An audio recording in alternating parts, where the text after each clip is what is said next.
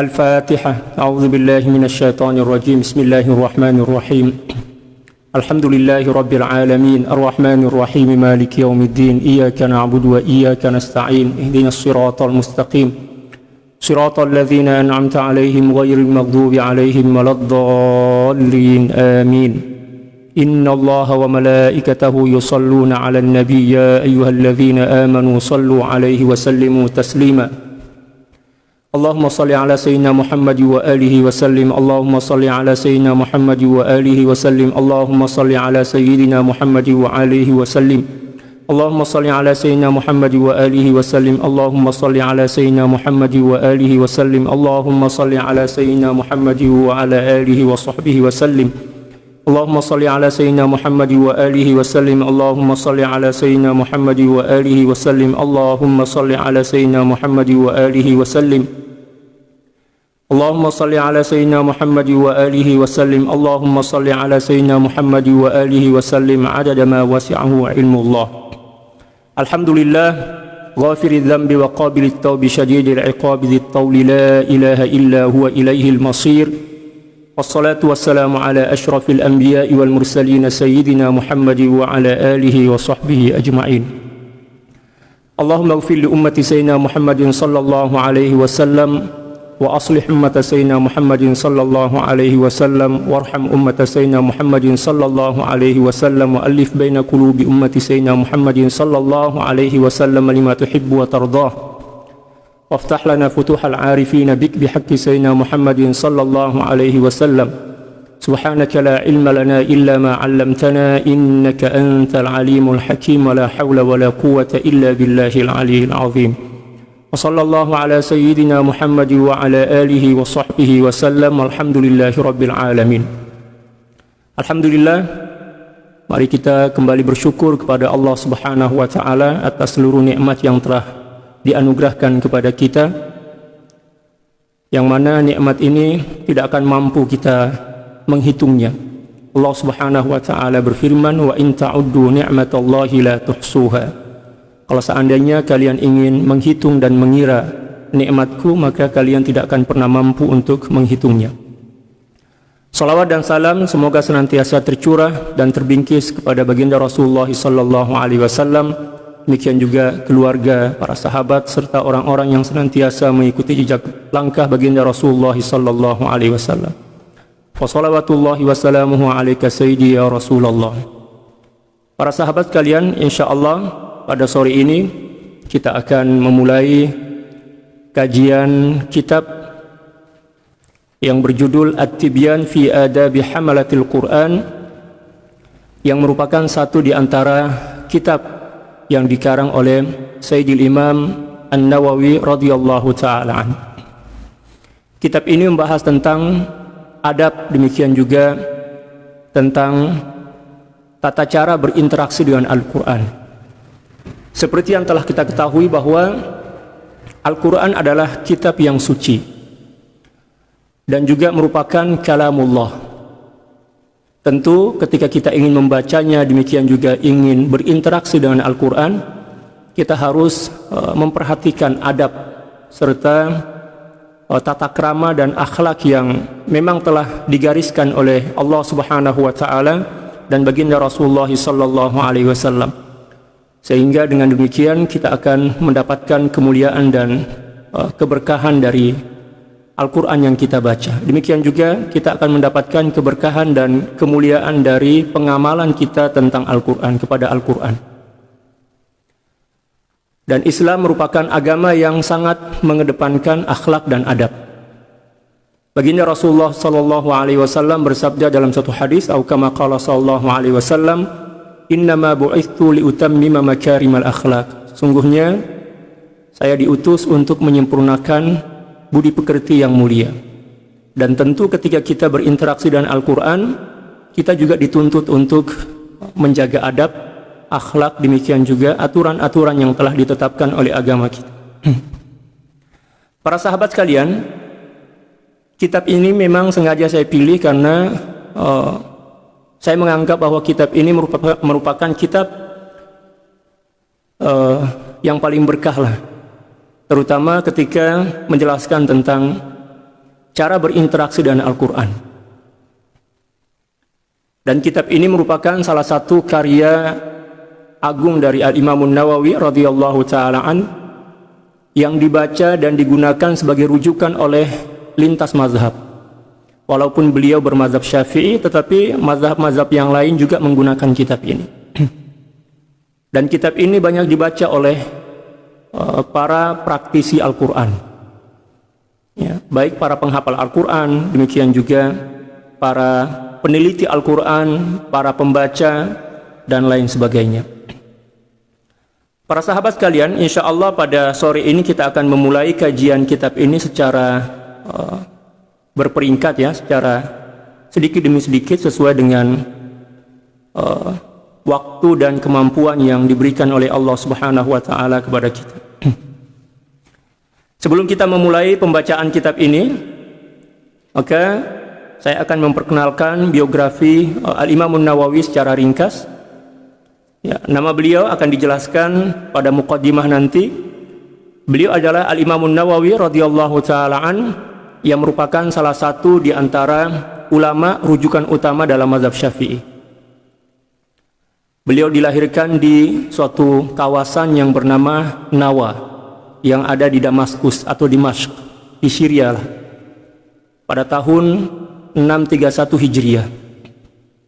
Dan beliau meninggal dunia ketika berumur 45 tahun. Ya, 24 Rajab tahun 676 Hijriah. Ketika beliau berumur 45 tahun, dan beliau tidak sempat menikah karena menghabiskan waktu dan tenaga beliau untuk belajar dan mengajar serta beribadah. Ini satu di antara mangqibah atau keutamaan dan kemuliaan Al-Imam Nawawi radhiyallahu ta'ala an. Beliau sanggup mengorbankan dan mengerahkan seluruh tenaga dan waktunya untuk beribadah, menuntut ilmu, mengajar, dan juga melakukan kajian-kajian ilmiah, sehingga beliau tidak sempat berpikir untuk menikah. Ini luar biasa. Kalau kita di akhir zaman ini kan rela meninggalkan studi kita demi menikah. Nah, itu perbedaan yang sangat mencolok antara generasi kita saat ini, ya, dengan apa yang telah dicontohkan oleh Al-Imam Nawawi radhiyallahu ta'ala. Dalam sejarah diceritakan bahwa beliau adalah seorang imam yang sangat wara'. Ya, untuk makan dan minum beliau mengambil dari hasil kebun yang beliau warisi dari orang tua beliau. Ya, beliau tidak sembarangan makan di warung, di kedai, ya, dan lain sebagainya. Dan setiap hari beliau berpuasa, kecuali hari-hari yang memang, ya, diharamkan untuk berpuasa. Di antaranya adalah Idul Fitri, Idul Adha, dan Ayyamut Tasyrik. Selain dari itu, beliau senantiasa berpuasa, bermujahadah. Ya. Pada suatu hari, para sahabat beliau bertanya, "Wahai Al-Imam Nawawi, kenapa Tuan kelihatan kurus sekali? Ya, nggak ada makanan atau gimana sih?" Ya. Kata beliau, ya, kalau saya terlalu banyak makan, terlalu banyak minum, maka waktu saya untuk makan dan minum itu terasa sia-sia. Alangkah lebih baiknya waktu makan saya dan minum saya itu saya gunakan untuk, ya, mutola'ah, belajar, membaca, mengajar, mengulang hafalan beliau, dan beribadah kepada Allah Subhanahu wa Ta'ala. Sehingga dalam sejarah tubuh beliau itu sangat kurus, sampai kurus kering lah istilah kita, karena setiap hari berpuasa. Dan makanan untuk berbuka dan untuk sahur itu hanya serpihan-serpihan roti kering seperti itu. Luar biasa. Walaupun umur beliau hanya 45 tahun dan tidak sempat menikah, tetapi umur beliau itu sangat diberkahi oleh Allah Subhanahu wa Ta'ala. Puluhan bahkan mungkin lebih 100 kitab yang beliau telah karang, dan seluruh kitab beliau itu menjadi rujukan utama oleh para ulama, baik ilmu fikih, ya, ilmu hadis, demikian juga kitab hadis, ya, kitab nahu, kitab bahasa, dan lain sebagainya. Beliau adalah seseorang yang memang dianugerahkan oleh Allah Subhanahu wa Ta'ala keistimewaan yang sangat ajib lah, yang sangat luar biasa. Para sahabat sekalian, dalam sejarah diceritakan bahwa setiap hari beliau membaca tidak kurang dari 20 jenis ilmu. Mulai dari tafsir, hadis, ilmu hadis, nahwu, shorof, dan lain sebagainya. Setiap hari seperti itu. Dan beliau juga mempunyai syarah hampir di seluruh disiplin ilmu pengetahuan. Ya. Beliau mensyarahkan Sahih Muslim dan juga pernah mensyarahkan Sahih Bukhari, tetapi tidak sempurna, tidak selesai. Demikian juga mensyarahkan ya kitab ya Muhadzab ya dalam fikih Syafi'i. Ya, beliau mempunyai kitab Riyadhus Shalihin dalam hadis. Demikian juga dalam fikih sangat banyak. Ya, di antaranya adalah Rawdatut Thalibin dan lain sebagainya.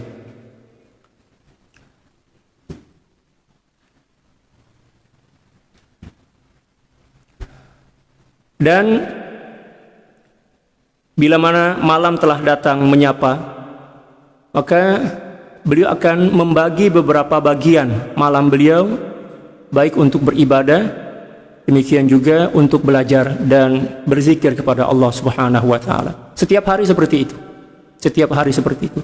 Ini merupakan satu akhlak dan satu cara hidup yang sangat layak kita jadikan sebagai contoh. Dan seperti itulah kehidupan para imam. Ya, salafun as-salih, demikian juga para kekasih-kekasih Allah Subhanahu wa taala. Senantiasa menggunakan waktu dan masa mereka untuk beribadah kepada Allah Subhanahu wa taala. Ya.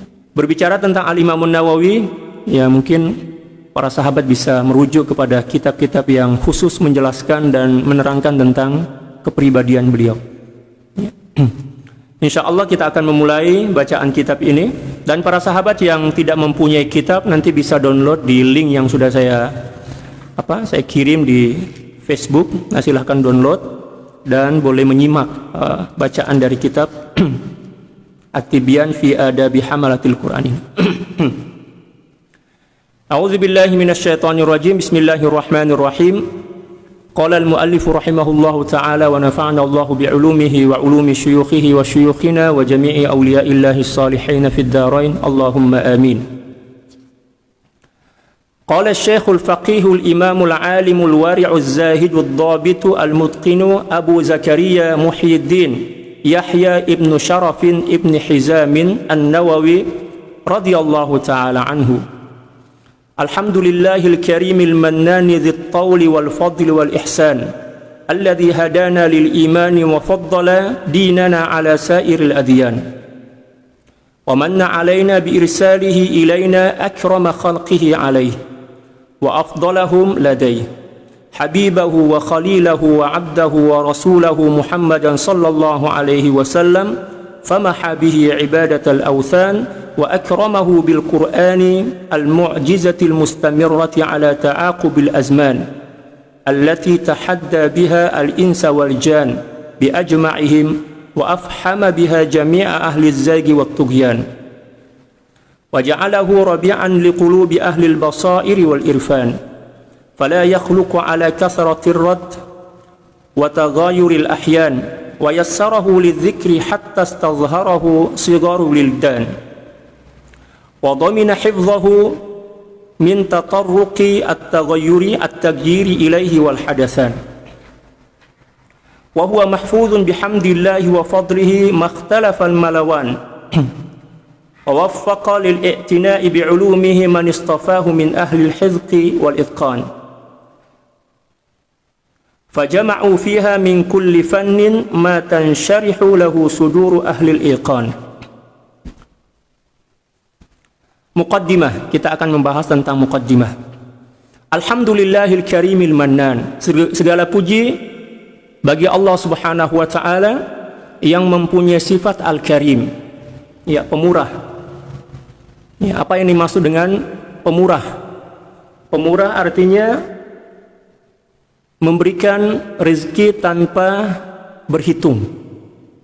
Maksudnya diberi ya secara melimpah ruah lah. Itu yang dimaksud dengan al-karim. Memberi tanpa berhitung, tanpa perhitungan lah, tanpa berkira kalau dalam bahasa Melayu. Nah, ini satu di antara sifat yang dimiliki oleh Allah Subhanahu wa taala. Ketika Allah Subhanahu wa taala memberikan rezeki atau anugerah kepada seorang hamba, maka sebenarnya Allah Subhanahu wa taala memberikannya tanpa berhitung. Ya, tanpa berkira. Nah, akan timbul suatu pertanyaan. Ustadz, bagaimana? Katanya Allah Subhanahu wa taala memberikan rezeki tanpa berhitung, tapi kok rezeki saya ya, seolah-olah terbatas, misalnya seperti itu ya. Sebenarnya yang menyebabkan rezeki yang sampai kepada kita terbatas bukan karena Allah Subhanahu wa taala yang membatasinya, tetapi disebabkan karena kelayakan kita untuk menerima rezeki itu ya, belum ada. Seperti itu ya. Jadi yang perlu kita persiapkan untuk menerima rezeki Allah Subhanahu wa taala yang tidak terbilang dan tidak terkira itu adalah kelayakan kita. Jangan sampai kita berburuk sangka kepada Allah Subhanahu wa taala setelah kita berusaha. Demikian juga setelah kita berdoa kepada Allah Subhanahu wa taala agar Allah Subhanahu wa taala melimpahkan rezeki kepada kita. Lalu tiba-tiba saja apa yang kita inginkan itu tidak diwujudkan oleh Allah Subhanahu wa taala dan menyebabkan kita berburuk sangka kepada Allah. Ini sangat berbahaya. Sangat berbahaya. Jangan sampai kita lakukan hal seperti itu. Ya. Karena Allah Subhanahu wa taala ketika memberikan anugerah dan rezeki kepada hamba-hambanya, Allah Subhanahu wa taala tidak pernah berhitung, tidak berkira. Tetapi yang menyebabkan anugerah dan rezeki itu terbatas sampai kepada diri kita ya, karena kelayakan kita yang terbatas. Kalau seandainya kita mempunyai kelayakan untuk menerima rezeki itu, maka kita akan diberikan oleh Allah Subhanahu wa taala. Oleh karena itu ya, agar Allah Subhanahu wa taala, agar rezeki Allah Subhanahu wa taala, anugerah Allah Subhanahu wa taala melimpah ruah ya, kepada diri kita, maka yang perlu kita persiapkan adalah kelayakan kita. Kelayakan kita sebagai seorang hamba. Di antaranya adalah ya, mempersiapkan diri kita dengan sifat syukur. Agar ketika rezeki itu datang, anugerah itu datang, kita telah layak untuk menerimanya dan menyambutnya dengan kesyukuran. Karena apabila Allah Subhanahu wa taala menganugerahkan suatu nikmat ataupun pemberian kepada seorang hamba dan seorang hamba ini tidak mempunyai kelayakan untuk menerimanya, mungkin disebabkan karena sifat syukurnya yang sangat lemah, maka anugerah dan rezeki itu akan menjadi bencana dan bala kepada dirinya. Nah, itu satu di antara sebab mengapa rezeki yang sampai kepada kita, anugerah yang datang kepada kita itu terbatas, bukan karena Allah Subhanahu wa taala yang membatasinya, akan tetapi karena kelayakan kita yang terbatas. Maka kita dituntut oleh Allah Subhanahu wa taala untuk mempersiapkan diri dengan kelayakan untuk menyambut dan menerima anugerah yang akan ya, diberikan oleh Allah Subhanahu wa taala kepada kita. Itu yang dimaksud dengan Al-Karim. Segala puji bagi Allah Subhanahu wa taala yang Maha Pemurah. Ya, sifat yang kedua adalah Al-Mannan. Apa yang dimaksud dengan Al-Mannan? Ya. Al-Mannan artinya memberi sesuatu tanpa didahului dengan permintaan. Nah, di sini ada perbedaan antara Al-Karim dan Mannan. Kalau Al-Karim itu adalah memberikan sesuatu atau memberikan rezeki anugerah tanpa terbatas, tanpa batasan. Adapun Al-Mannan adalah memberikan anugerah dan rezeki ya, tanpa didahului dengan permintaan. Dan ini merupakan satu sifat yang sangat mulia yang dimiliki oleh Allah Subhanahu wa taala yang telah banyak kita terima dalam kehidupan kita. Contoh misalnya, sebelum kita dilahirkan oleh ibu kita di dunia ini, pernahkah kita meminta kepada Allah Subhanahu wa taala agar Allah Subhanahu wa taala menganugerahkan iman kepada kita? Kita tak pernah, kan? Kita nggak pernah minta. Tapi walaupun kita tidak pernah memintanya, karena Allah Subhanahu wa taala mempunyai sifat Al-Mannan, maka iman itu diberikan kepada kita. Karena kita mempunyai kelayakan untuk menerima dan menyandang iman itu. Demikian juga kita tidak pernah meminta kepada Allah Subhanahu wa taala agar kita dilahirkan dari seorang ibu yang kita tentukan, misalnya dari seorang ayah yang kita tentukan ya. Kita tidak pernah memintanya, tapi Allah Subhanahu wa taala lah yang berikan. Dan ini merupakan satu di antara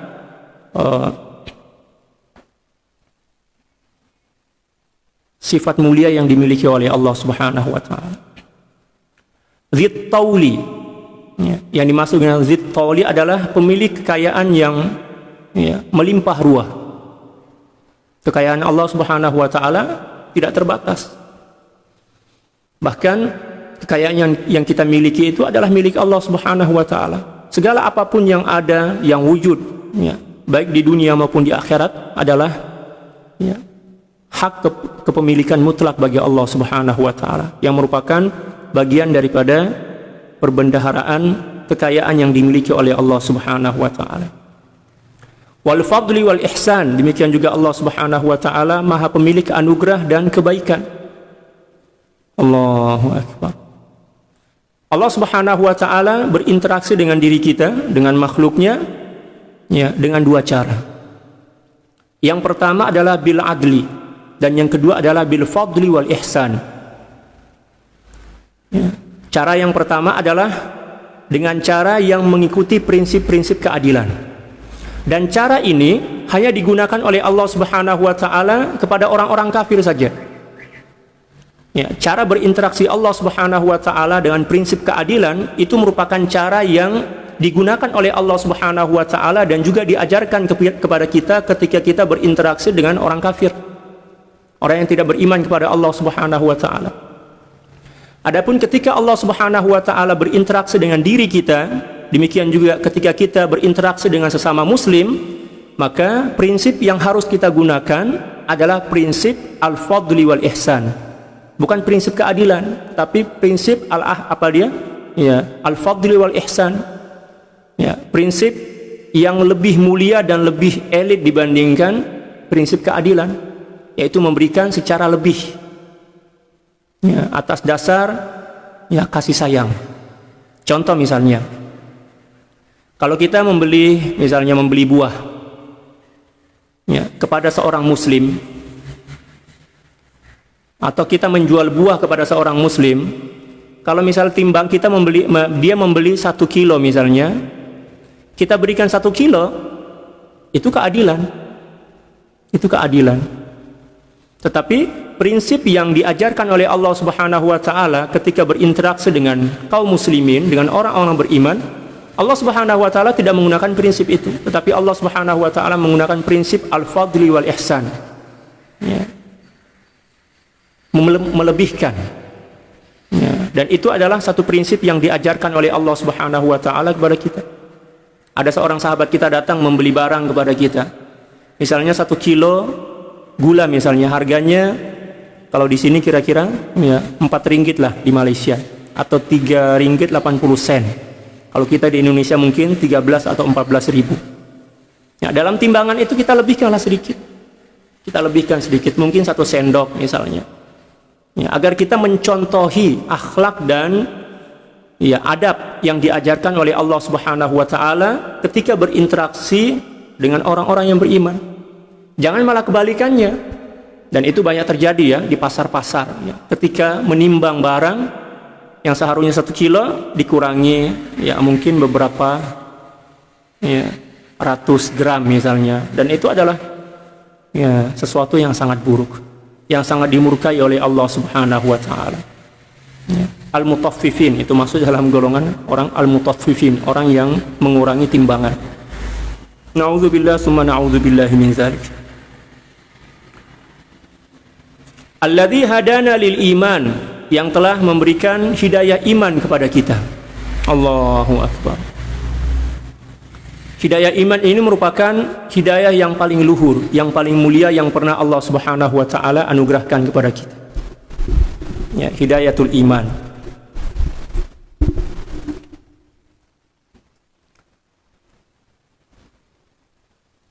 Itulah anugerah yang paling mulia. Wa faddala dinana ala sairil adyan, dan Allah Subhanahu wa taala telah memuliakan agama kita, yaitu al-Islam, ala sairil adyan, melebihi agama-agama yang lain. Ini satu anugerah ketika kita dijadikan sebagai pengikut seorang nabi yang paling mulia dari agama yang paling mulia. Masya Allah. Walaupun umur kita rata-rata pendek, tidak sepanjang umat-umat terdahulu, tetapi banyak anugerah dan kemuliaan yang Allah Subhanahu wa taala berikan kepada kita. Di antaranya adalah kita dipilih sebagai pengikut dari seorang nabi yang paling mulia, yang paling agung, dan juga dari agama yang paling mulia dan paling agung. Alhamdulillah. Nabi Musa pernah memohon kepada Allah Subhanahu wa taala agar dijadikan sebagai salah seorang dari umat baginda Rasulullah sallallahu alaihi wasallam, tapi Allah Subhanahu wa taala tidak berikan. Demikian juga nabi-nabi yang lain. Nabi Isa alaihissalam pernah memohon kepada Allah Subhanahu wa taala agar dijadikan sebagai salah seorang dari umat baginda Rasulullah sallallahu alaihi wasallam, dan ternyata doa beliau dikabulkan oleh Allah Subhanahu wa taala, dan di akhir zaman nanti Nabi Isa alaihissalam akan turun kembali ke muka bumi ini setelah diangkat oleh Allah Subhanahu wa taala ke atas langit sebagai umat baginda Rasulullah sallallahu alaihi wasallam, bukan sebagai seorang nabi. Saking banyaknya para nabi yang ingin menjadi bagian daripada umat baginda Rasulullah sallallahu alaihi wasallam, tetapi hanya beberapa orang saja yang dikabulkan oleh Allah Subhanahu wa taala, dan ini menunjukkan betapa mulia dan agungnya sosok baginda Rasulullah sallallahu alaihi wasallam, dan juga betapa mulia dan agungnya agama Islam. Dan kita tidak pernah meminta kepada Allah Subhanahu wa taala agar dijadikan sebagai salah seorang dari umat pengikut baginda Rasulullah sallallahu alaihi wasallam dari agama Islam, tapi Allah Subhanahu wa taala berikan kepada kita. Masya Allah, itu adalah anugerah yang paling mulia. Oleh karena itu, kita diperintahkan untuk banyak-banyak bersyukur ala ni'matil imani wal Islam. Atas nikmat dan karunia kita dijadikan sebagai seorang yang beriman kepada Allah Subhanahu wa taala. Bahkan Allah Subhanahu wa taala menuntut kita agar kita meninggal dunia dalam membawa iman dan Islam. Ya ayyuhalladzina amanu ittaqullaha haqqa tuqatih wa la tamutunna illa wa antum muslimun. Oleh karena itu, para sahabat sekalian, marilah kita menjaga nilai iman yang telah dianugerahkan oleh Allah Subhanahu wa taala kepada kita, yang merupakan nikmat yang paling mulia. Jangan kita sia-siakan iman kita. Mari kita jaga dengan senantiasa tunduk dan patuh kepada perintah-perintah agama kita. Salat kita jaga dengan baik. Puasa, demikian juga ibadah-ibadah yang lain, agar iman itu dikekalkan oleh Allah Subhanahu wa taala. Karena iman ini merupakan modal utama kita, baik di dunia demikian juga di akhirat kelak. Sebanyak apapun amal seseorang, sepandai apapun dia, tetapi apabila dia tidak mempunyai iman dan kembali kepada Allah Subhanahu wa taala tanpa membawa iman, maka celakalah hidupnya. Na'udzubillah tsumma na'udzubillahi min dzalik. Wa manna 'alaina bi irsalihi ilaina akrama khalqihi 'alaihi. Dan Allah Subhanahu wa taala menganugerahkan kepada kita dengan mengutus makhluk yang paling mulia, yang paling dicintai oleh Allah Subhanahu wa taala kepada kita, yaitu baginda Rasulullah sallallahu alaihi wasallam. Baginda Rasulullah sallallahu alaihi wasallam adalah makhluk yang paling mulia, yang paling agung, yang paling mencintai dan dicintai oleh Allah Subhanahu wa taala, yang telah diutus oleh Allah Subhanahu wa taala kepada kita sebagai seorang nabi dan rasul. Alhamdulillah. Oleh karena itu, marilah kita jaga hubungan kita dengan baginda Rasulullah sallallahu alaihi wasallam, agar Allah Subhanahu wa taala mengekalkan kita sebagai pengikut baginda Rasulullah sallallahu alaihi wasallam. Dengan cara apa? Tunduk dan patuh kepada baginda Rasulullah sallallahu alaihi wasallam, demikian juga mencintai beliau dengan sepenuh hati dan senantiasa memperbanyak salawat kepada baginda Rasulullah sallallahu alaihi wasallam. Wa afdalahum ladaina, dan beliau adalah semulia-mulia dan seafdal-afdal makhluk di sisi Allah Subhanahu wa taala. Wa habibahu wa khalilahu, beliau adalah baginda Rasulullah sallallahu alaihi wasallam adalah kekasih dan orang yang paling dicintai oleh Allah Subhanahu wa taala. Wa abdahu wa rasulah, demikian juga seorang hamba dan rasul yang paling mulia di sisi Allah Subhanahu wa taala, Muhammadan sallallahu alaihi wasallam, yang bernama Sayyidina Muhammad sallallahu alaihi wasallam. Famaha bihi ibadatal awthan, dengan datangnya baginda Rasulullah sallallahu alaihi wasallam, Allah Subhanahu wa taala menghapuskan penyembahan terhadap berhala-berhala di muka bumi ini. Jadi baginda Rasulullah sallallahu alaihi wasallam diutus oleh Allah Subhanahu wa taala untuk menghapus penyembahan terhadap berhala. Wa akramahu sallallahu alaihi wasallam bil Qur'anil mu'jizatil mustamirrati ala ta'aqubil azman. Dan Allah Subhanahu wa taala memuliakan baginda Rasulullah sallallahu alaihi wasallam dengan memberikan Al-Qur'an sebagai mukjizat yang kekal, abadi. Ya, sepanjang masa, sepanjang zaman. Al-Qur'an adalah mukjizat yang paling mulia yang Allah Subhanahu wa taala telah berikan kepada baginda Rasulullah sallallahu alaihi wasallam dari seluruh mukjizat yang telah diterima oleh baginda Rasulullah sallallahu alaihi wasallam. Tidak ada satupun kitab suci yang dikekalkan oleh Allah Subhanahu wa taala dijaga dan dipelihara kecuali Al-Qur'an. Contoh misalnya kitab Taurat dan Injil, Zabur. Ya, walaupun memang di tengah-tengah masyarakat kita masih ada yang memegang Injil dan Zabur, tapi itu bukan kitab asli. Itu adalah kitab palsu yang telah diselewengkan, yang telah diubah oleh para pendeta-pendeta mereka. Adapun Al-Qur'an lebih dari 100 tahun 1000 tahun, 1400 tahun, apa yang dibaca oleh baginda Rasulullah SAW sama dengan apa yang kita baca saat ini. Dijaga oleh Allah Subhanahu wa taala sampai akhir zaman. Dipelihara dan dijaga oleh Allah Subhanahu wa taala dari penyelewengan dan pengubahan. Allah Subhanahu wa taala berfirman ketika memberikan jaminan pemeliharaan dan penjagaan kepada Al-Qur'an, ya, Inna nahnu nazzalna dzikra wa inna lahu lahafizun. Sesungguhnya kamilah yang menurunkan Al-Qur'an dan kami jugalah yang memberikan jaminan penjagaan dan pemeliharaan terhadap Al-Qur'an itu. Allati tahadda biha al-insa wal jan. Yang mana Al-Qur'an ini sebagai mukjizat dijadikan sebagai tantangan kepada seluruh manusia dan jin untuk mendatangkan hal yang serupa dengan Al-Qur'an. Ya, Al-Qur'an ini adalah tantangan bagi seluruh manusia dan jin untuk mendatangkan sesuatu yang serupa dengan Al-Qur'an. Dan manusia, jin, dan siapapun tidak akan pernah mampu untuk melakukan atau menyusun kalimat atau ayat yang sesuai dengan atau menandingi Al-Qur'an. Wa afhama biha jami'a ahli zagi wa tughyan. Dan dengan Al-Qur'an ini, mukjizat yang merupakan mukjizat mustamirah ini, Allah Subhanahu wa taala menundukkan dan mengalahkan seluruh kelompok-kelompok ahli kesesatan dan penyelewengan. Jadi siapapun yang ingin ingin menggugat Islam dan Al-Qur'an, maka Al-Qur'anlah yang akan membantah mereka. Al-Qur'anlah yang akan mengalahkan hujah-hujah mereka. Wa ja'alahu rabi'an liqulubi ahlil basairi wal irfan. Dan Allah Subhanahu wa taala menjadikan Al-Qur'an ini sebagai penenang, sebagai obat yang mendatangkan ketentraman dalam jiwa, dalam hati orang-orang yang mempunyai basirah dan pengetahuan tentang Allah Subhanahu wa taala. Jadi apabila kita ingin merasakan kedamaian, ketentraman, kebahagiaan dalam hati, maka caranya diantaranya adalah banyak membaca Al-Qur'an. Tentu dengan tadabbur, bukan hanya membaca saja. Walaupun memang kalau seandainya hanya membaca pun kita telah mendapatkan kebaikan dari keberkahan dari Al-Qur'an itu.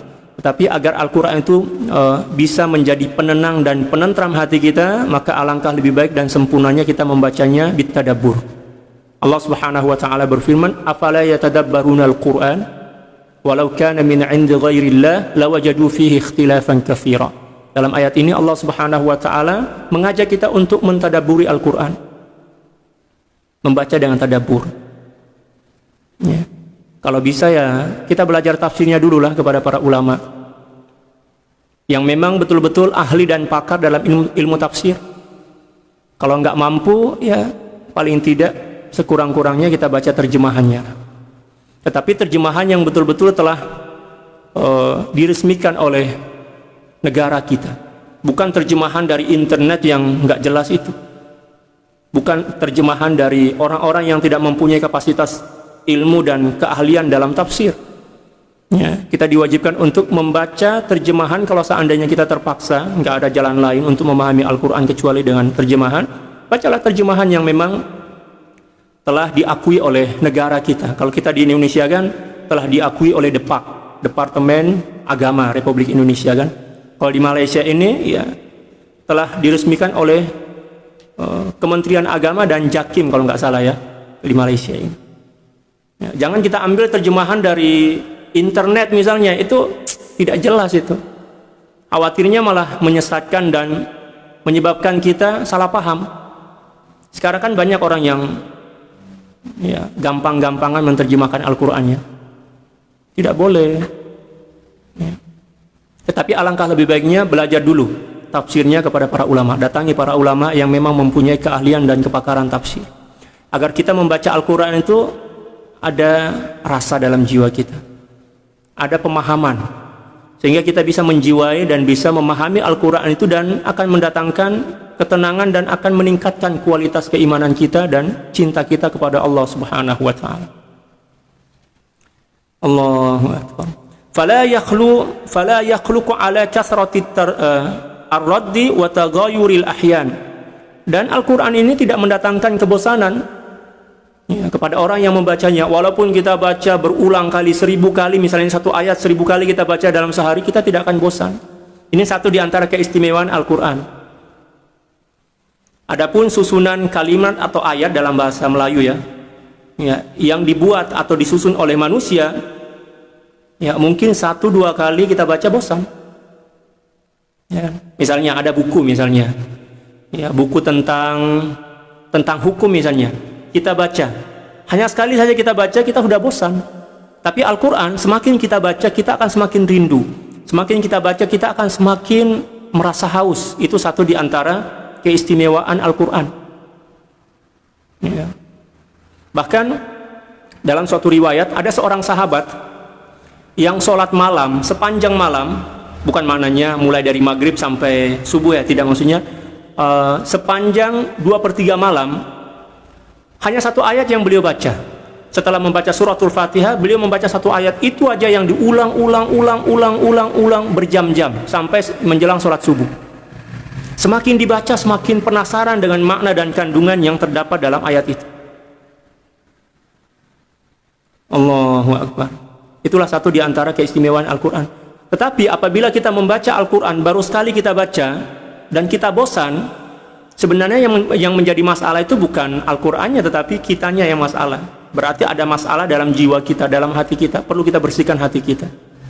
Apabila hati kita bersih, niat kita ikhlas karena Allah Subhanahu wa Ta'ala dalam membacanya, apatah lagi kita mulai dengan ya adab membaca a'udzubillahi minasyaitonirrajim, membaca bismillah dengan keikhlasan jiwa, maka insya Allah walaupun satu ayat yang kita baca, semakin kita baca, semakin kita fahami, semakin kita renungkan, semakin kita jiwai, akan semakin banyak makna dan kandungan-kandungan hikmah yang akan semakin ya, bertambah dalam jiwa kita, yang dibuka oleh Allah Subhanahu wa Ta'ala. Para imam zaman dahulu seperti itu. Allah. Nah, ini yang perlu kita tanamkan dalam jiwa kita, ya, kegemaran dan kebiasaan membaca Al-Quran, yang tentunya dengan tadabbur. Wa yassarahu lidzikri hatta istadhharahu sigarul lildan. Dan Allah Subhanahu wa Ta'ala memudahkan Al-Quran ini untuk dibaca dan untuk dihafal. Allahu Akbar ya, hingga anak-anak kecil pun bisa menghafalnya. Berbeda dengan kitab yang lain. Kalau Taurat misalnya, Taurat itu hanya mampu dihafal oleh 2 manusia, 2 orang. Yang pertama adalah Nabi Musa alaihissalam sebagai penerima Taurat, dan yang kedua adalah Uzair. Hanya 2 orang saja. Selain daripada beliau, tidak ada seorang pun yang mampu menghafal kitab Taurat. Adapun Al-Quran, Allahu Akbar, anak-anak kecil kayak di Indonesia itu kan ada adik Musa namanya, baru berumur 4 tahun setengah sudah menghafal Al-Quran 30 juz. 5 tahun lah umur beliau menghafal Al-Quran 30 juz ya. Bahkan ada di antara sahabat yang umur beliau sudah lebih dari 80 tahun masih mampu menghafal Al-Quran. Jadi Al-Quran ini adalah kitab suci untuk semua golongan, kecil, besar, tua, muda, laki-laki, perempuan, dari seluruh latar belakang bahasa, dari seluruh bangsa dan ras ya. Bukan hanya orang Arab saja yang bisa menghafal Al-Quran. Bahkan orang Arab sangat keheranan, sangat takjub Ya, kok kita orang Melayu, orang Indonesia, Malaysia, walaupun bukan orang Arab tapi banyak yang menghafal Quran. Ini satu di antara mukjizat Al-Quran. Walaqad yassarnal Qur'ana lidzikri fahal mim muddakir. Dalam Al-Quran seperti itu. Allah Subhanahu wa taala memudahkan ya bagi seluruh umat Islam untuk membaca dan menghafal Al-Quran. Bahkan ternyata bukan hanya orang Islam saja yang menghafal Al-Quran.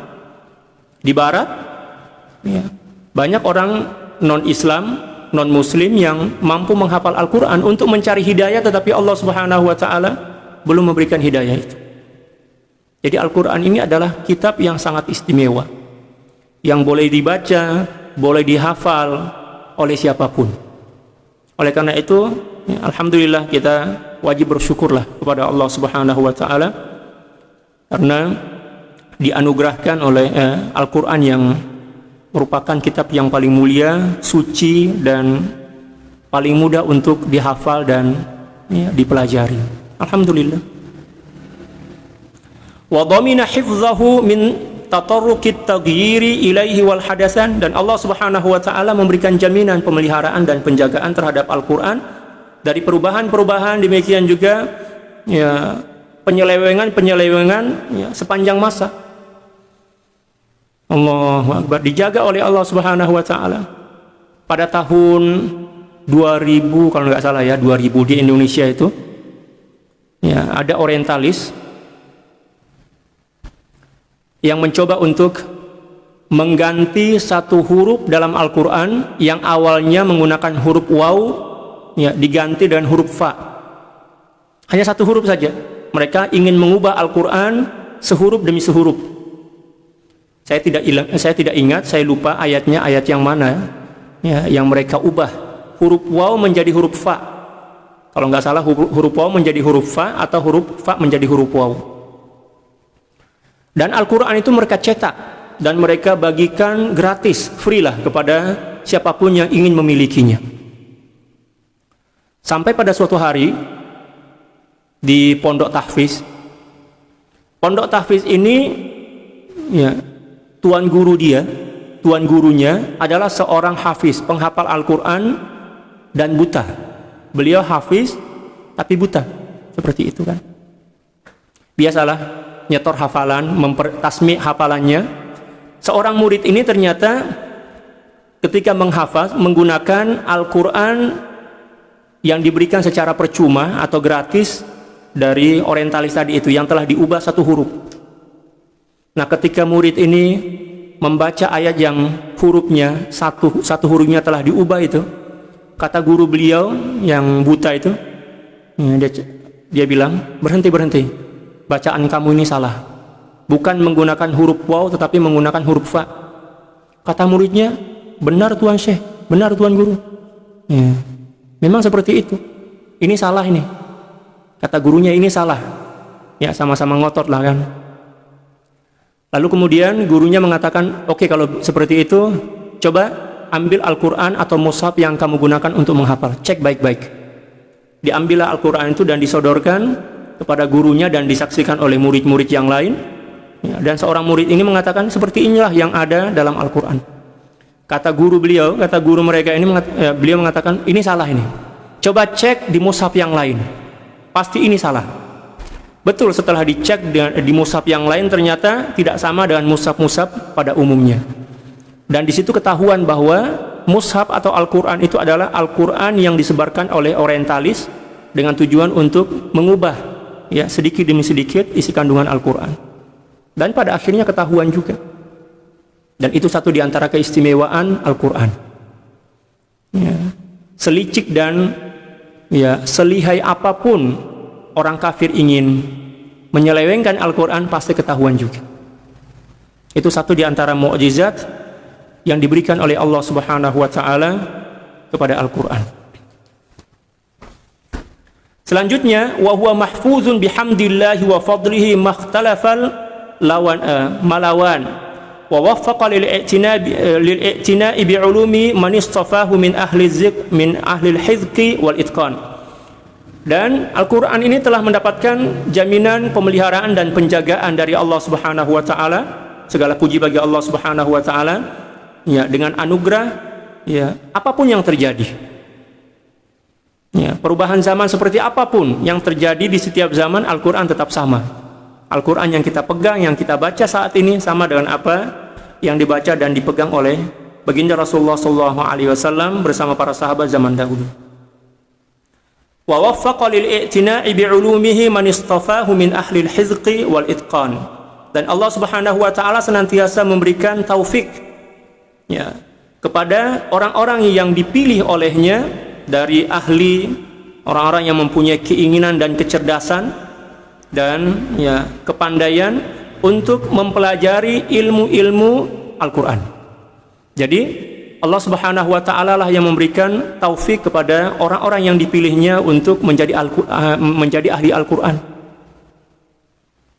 Ya, ketika kita mempunyai minat dan mempunyai kegemaran untuk membaca Al-Quran, mempelajari ilmu-ilmunya, itu berarti bahwa Allah Subhanahu wa taala telah memilih kita menjadi ahli Al-Quran, hamalatil Quran. Ya, alhamdulillah, kita wajib bersyukur kepada Allah Subhanahu wa taala dan harus kita jaga. Semangat untuk membaca Al-Quran dan mempelajarinya itu harus kita jaga dengan baik. Dan itu merupakan anugerah dari Allah Subhanahu wa taala yang tidak diberikan kepada seluruh orang, tidak diberikan kepada semua orang. Fajama'u fiha min kulli fannin ma tansyarihu lahu suduru ahli al-iqan. Dan mereka menghimpun, ya, di dalamnya dari setiap cabang ilmu pengetahuan yang menyebabkan hati para ahli iman, iqan, yang mempunyai keyakinan kepada Allah Subhanahu wa taala menjadi tenang, menjadi damai. Ya. Dari Al-Quran lah seluruh ilmu keislaman itu bersumber. Ilmu nahu dari Al-Quran, ilmu biografi dari Al-Quran, ilmu pertanian ada dalam Al-Quran, ilmu apapun ada dalam Al-Quran. Allah Subhanahu wa taala berfirman, ma farratna fil kitabi min syai', tidaklah kami, ya, kami kosongkan sesuatu apapun di dalam Al-Quran. Jadi segala sesuatu itu ada dalam Al-Quran. Ya, tergantung kita yang mencarinya, kita yang memelihara dan juga mempelajarinya. Ingin belajar matematik, ada dalam Al-Quran. Ya, rumusnya ada. Inna iddatash syuhuri 'indallahi 12 syahran fi kitabillah. Kan itu satu di antara rumus, ya, matematik yang ada dalam Al-Quran. Demikian juga ilmu pertanian ada rujukannya dalam Al-Quran.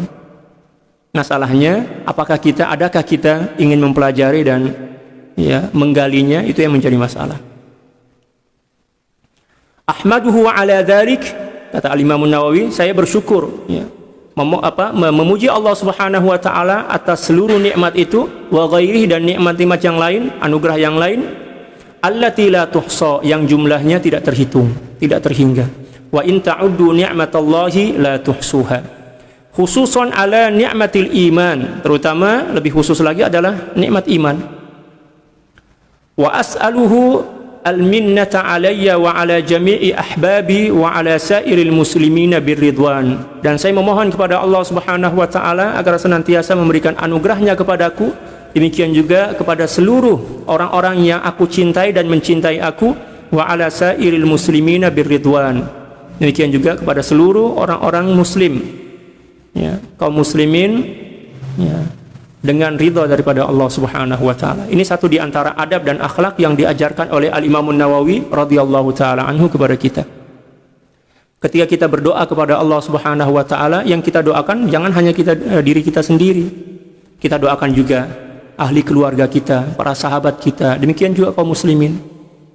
Ya, agar di akhirat nanti mereka pun memberikan bantuan kepada kita, memberikan syafaat, karena di dunia ini kita mendoakan mereka. Ya. Tidak beradab bagi kita apabila kita berdoa untuk diri kita sendiri. Itu suatu yang sangat buruk lah dalam pandangan adab. Nah, kita diajarkan oleh Allah Subhanahu wa taala untuk bukan hanya mendoakan diri kita sendiri, tetapi juga mendoakan orang lain. Itu sebagai bukti persaudaraan, demikian juga kebersamaan dan persatuan yang ada dalam Islam. Kalau ada orang yang hanya mendoakan diri sendiri, itu, ya, berarti dia masih mempunyai sifat egois lah kalau dalam bahasa Indonesia, anania, orang yang hanya mementingkan diri sendiri.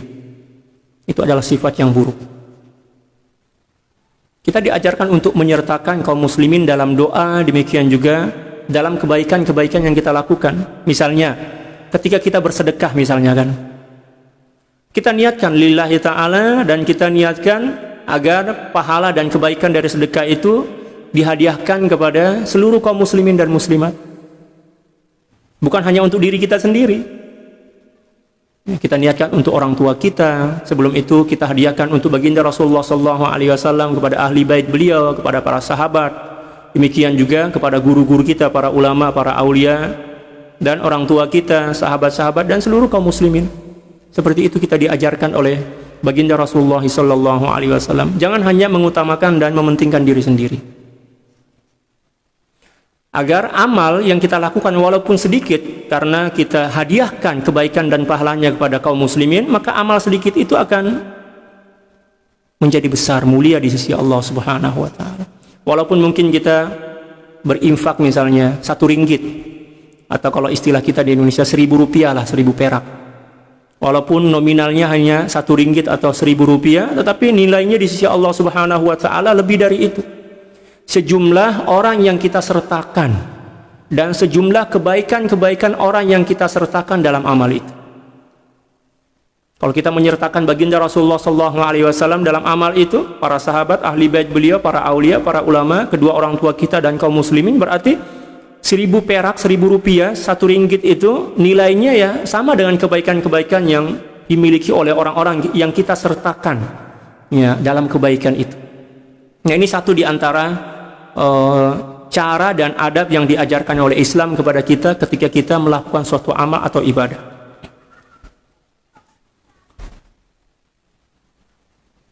Wa asyhadu an la ilaha illallah wahdahu la syarikalah, dan saya bersaksi bahwa tiada Tuhan selain Allah Subhanahu wa taala yang Maha Tunggal dan tidak ada sekutu baginya. Syahadatan muhassalatan lil ghufran, muhassilatan lil ghufran, yaitu persaksian atau penyaksian yang mendatangkan pengampunan dari Allah Subhanahu wa taala untuk saya dan semuanya, seperti itu. Munqizatan sahibaha minan niran, yang menyelamatkan pemilik syahadah itu, orang yang bersaksi tiada Tuhan selain Allah Subhanahu wa taala itu, minan niran, dari siksa api neraka. Wa muwassilatan ila suknal jinan, dan boleh menyampaikan seseorang yang mempersaksikan tiada Tuhan selain Allah Subhanahu wa taala ya, untuk mendiami surga, untuk menjadi penduduk surga. Wa asyhadu anna Muhammadan abduhu wa rasuluhu ad-da'i ilal iman, dan saya bersaksi bahwa Nabi Muhammad sallallahu alaihi wasallam adalah hamba dan pesuruh Allah Subhanahu wa taala yang senantiasa ad-da'i ilal iman, menyuruh kepada keimanan. Sallallahu alaihi wasallam wa ala alihi wa sahbihi wa syarrafa wa karrama wa 'azzama ma ta'aqabal jadidan. Dan semoga Allah Subhanahu wa taala senantiasa menganugerahkan salawat dan salam kepada baginda Rasulullah sallallahu alaihi wasallam, memuliakan, mengagungkan dan juga menambah ya, kehormatan beliau sepanjang zaman. Amma ba'd, setelah itu kata beliau, fa inna Allah subhanahu wa ta'ala manna ala hadhihi al-umma zadaha Allah ta'ala syarafan bid-dinil ladzi irtadahu dinil Islam. Sesungguhnya Allah Subhanahu wa taala telah menganugerahkan kepada umat ini, yaitu umat Islam, semoga Allah Subhanahu wa taala menambah kemuliaan dan keagungannya, bid-dinil ladzi irtadahu dinil Islam, dengan agama yang diridhoi oleh Allah Subhanahu wa taala, yaitu agama Islam.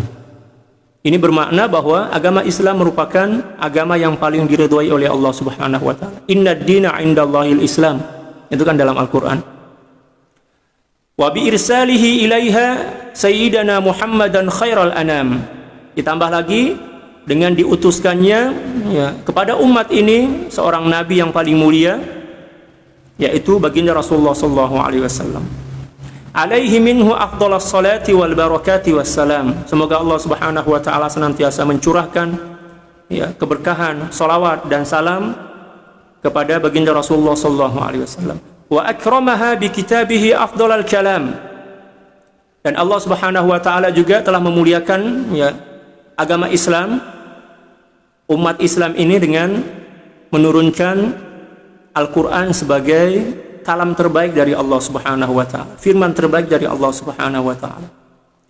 Wa jama'a fihi subhanahu wa ta'ala jami'a ma yuhtaju ilaihi min akhbaril awwalina wal akhirin, dan Allah Subhanahu wa taala mengumpulkan atau menghimpun dalam Al-Qur'an itu segala sesuatu yang diperlukan, ya, dari berita-berita orang-orang terdahulu dan orang-orang yang akan datang. Jadi dalam Al-Qur'an itu bukan hanya menghimpun tentang hukum, tentang nasihat saja, tetapi juga menghimpun tentang sejarah, ya, umat-umat terdahulu, dan juga apa yang akan terjadi di kemudian hari. Inilah satu di antara kemuliaan dan kesyumulan, ya, Al-Quran.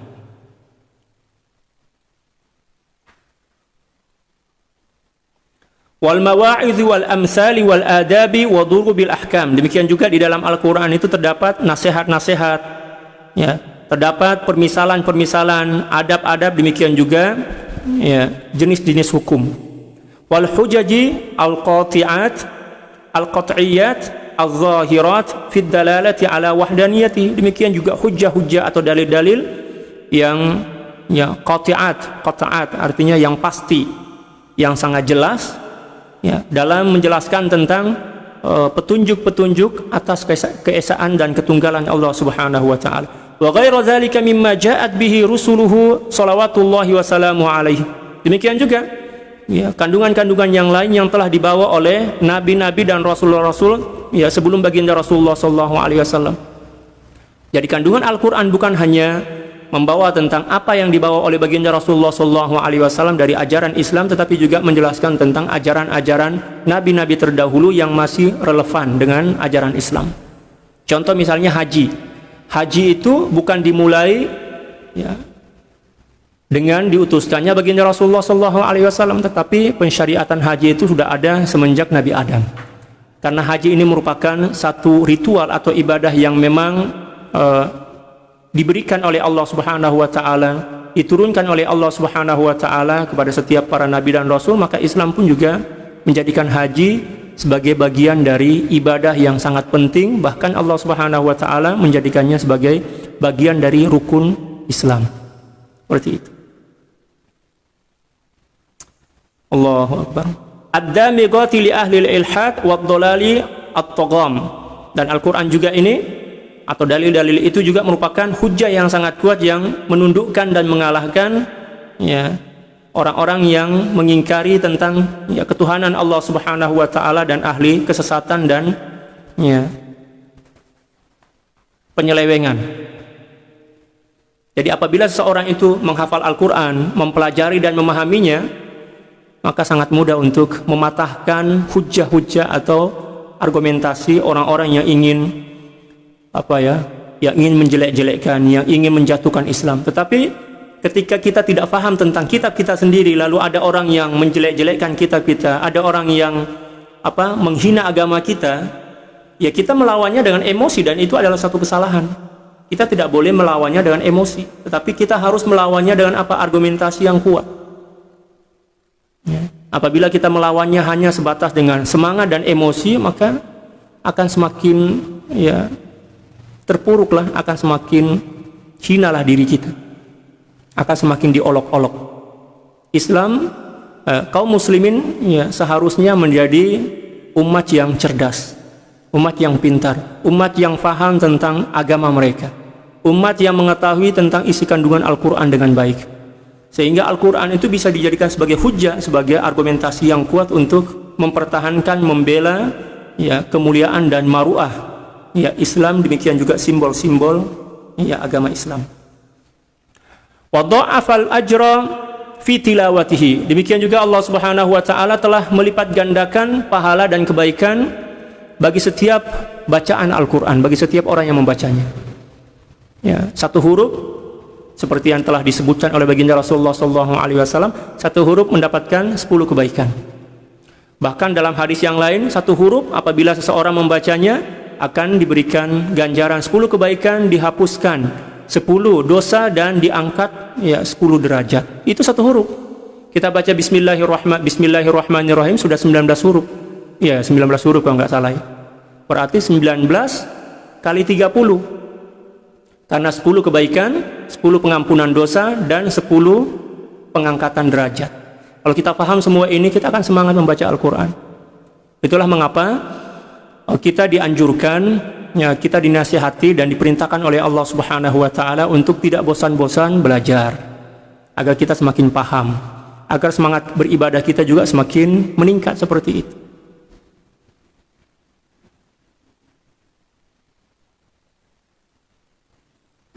Sedikit lagi. Wa amara bil i'tina'i bihi wal i'zam, dan Allah Subhanahu wa Ta'ala memerintahkan, ya, umat Islam untuk memberikan perhatian yang serius kepada Al-Quran. Demikian juga memberikan penghormatan dan pengagungan kepada Al-Quran. Ini merupakan perintah dari Allah. Kita hormati, kita muliakan Al-Quran, kita pelajari dengan baik, kita memberikan perhatian yang lebih kepada Al-Quran. Di antaranya adalah ketika kita membeli Al-Quran, kita belilah Al-Quran yang paling bagus, kan? Ya, walaupun paling mahal, tidak apa-apa. Itu sebagai wujud dan bukti bahwa kita cinta kepada Al-Quran. Jangan sampai ketika kita membeli Al-Quran, kita beli yang paling murah, ya. Tetapi kalau kita beli perhiasan misalnya, beli baju, maunya kita yang paling bagus, yang paling mahal lah. Itu tidak adil lah. Kalau para sahabat zaman dahulu, ya, mereka menjadikan Al-Quran itu sebagai suatu kekayaan yang paling mulia, yang paling agung. Mereka mengumpulkan pelapah-pelapah korma tempat Al-Quran ditulis zaman dahulu. Zaman dahulu kan belum ada kertas, ya. Mereka simpan di tempat yang paling tinggi. Sebelum mengambilnya mereka berwudu, yang memandangnya dengan penuh cinta dan kerinduan, mengambil dan menciumnya, simpan di atas kepala, simpan di dada sebagai bukti dan tanda bahwa mereka mencintai dan sangat, ya, merindukan Al-Quran. Wa mulazamatil adabi ma'ahu, demikian juga kita dituntut untuk senantiasa melazimkan diri, ya, menjaga adab ketika berinteraksi dengan Al-Quran. Wa badlil wus'i fil ihtiram, demikian juga kita diperintahkan untuk betul-betul bersungguh-sungguh, ya, memberikan penghormatan dan pemuliaan terhadap Al-Quran. Wa qad sannafa fi fadli tilawatihi jama'atun minal amathil wal a'lam, dan, ya, telah banyak kelompok para ulama dan para pakar ahli yang menyusun atau mengarang kitab berkaitan dengan kemuliaan dan keutamaan membaca Al-Quran. Banyak para ulama yang telah menyusun dan, ya, mengarang kitab yang khusus menjelaskan tentang kemuliaan dan juga keagungan membaca Al-Quran. Kutuban ma'rufatan inda ulin nuha, berbagai kitab yang sangat dikenali di kalangan, ya, para cendekiawan. Wal ahlam, demikian juga orang-orang mulia yang mempunyai cita-cita luhur. Walakin dha'afatil alhimamu ala hifziha, akan tetapi, ya, sekarang ini kata beliau, itu di zaman beliau kan, ya, abad ke-7 Hijriah. Beliau mengatakan, sekarang semangat orang untuk menghafalnya sudah lemah, ya, karena kita zaman dahulu itu kan memang panjang-panjang, ya, besar-besar, tebal-tebal, ya. Bal an mutala'atiha, bahkan untuk mutala'ah dan mempelajarinya orang sudah tidak semangat, karena memang kitab-kitab zaman dahulu sebelum Al-Imam Nawawi itu adalah kitab yang disusun dengan manhaj atau metode yang memang sukar untuk kita fahami. Fasara la yantafi'u biha illa afradun min ulil afham, sehingga, ya, tidak banyak orang yang bisa mengambil manfaat dari kitab-kitab tersebut kecuali orang-orang tertentu dari para alim ulama. Hanya sebatas para alim ulama yang bisa mengambil manfaat dari, ya, kitab-kitab yang menjelaskan tentang keutamaan dan kemuliaan membaca Al-Quran di zaman Al-Imam Nawawi sebelum kitab ini ditulis oleh beliau. Ya, wallahu a'lam bissawab. Mungkin cukup sekian yang bisa kita baca pada muqaddimah kali ini, dan insya Allah besok kita akan lanjutkan lagi muqaddimahnya. Mudah-mudahan besok bisa selesailah muqaddimahnya. Mengapa perlu kita baca secara berlahan? Pertama, agar kita bisa mengambil hikmah, demikian juga keberkahan dari setiap huruf dari kitab ini. Karena kata para ulama, keberkahan dari seorang pengarang kitab, demikian juga dari kitab yang dikarangnya itu Allah Subhanahu wa taala letakkan pada setiap huruf dan setiap titik dari kitab itu. Makanya kita belajarlah, kita memulai untuk mengambil keberkahan itu secara per huruf. Semoga Allah Subhanahu wa taala memberikan kekuatan dan kepahaman kepada kita untuk senantiasa mendalami ajaran Islam, dan semoga Allah Subhanahu wa taala senantiasa memberikan hidayah dan taufik serta inayahnya kepada kita semua, dan semoga kita istiqomah dalam melakukan kebaikan. Allahumma amin. Sebelum kita akhiri perjumpaan kita pada petang kali ini, kita tutup kita akhiri dengan membaca salawat ke atas baginda Rasulullah sallallahu alaihi wasallam sebanyak 11 kali insyaallah. Innallaha wa malaikatahu yusalluna 'alan nabiy ya ayyuhalladzina amanu sallu 'alaihi wa sallimu taslima. Allahumma salli 'ala sayyidina Muhammadin 'abdika wa rasulika an-nabiyil ummi wa 'ala alihi wa sallim. Allahumma salli 'ala sayyidina Muhammadin 'abdika wa rasulika an-nabiyil ummi wa 'ala alihi wa sallim. Allahumma salli 'ala sayyidina Muhammadin 'abdika wa rasulika an-nabiyil ummi wa alihi wa sallim. Allahumma salli 'ala sayyidina Muhammadin 'abdika wa rasulika an-nabiyil ummi wa alihi wa sallim. Allahumma salli 'ala sayyidina Muhammadin 'abdika wa rasulika an-nabiyil ummi wa alihi wa sallim. Allahumma salli 'ala sayyidina Muhammadin 'abdika wa rasulika an-nabiyil ummi wa 'ala alihi wa sallim. Allahumma salli 'ala sayyidina Muhammadin 'abdika wa rasulika an-nabiyil ummi wa alihi wa sallim. Allahumma salli 'ala sayyidina Muhammadin 'abdika wa rasulika an-nabiyil ummi wa alihi wa sallim. Allahumma salli 'ala sayyidina Muhammadin 'abdika wa rasulika an-nabiyil ummi wa alihi wa sallim. Allahumma salli 'ala sayyidina Muhammadin 'abdika wa rasulika an-nabiyil ummi wa alihi wa sallim. Allahumma salli 'ala sayyidina Muhammadin 'abdika wa rasulika an-nabiyil ummi wa alihi wa sallim 'adada ma wasi'ahu ilmullah. Sekian, wassalamu alaikum warahmatullahi taala wabarakatuh.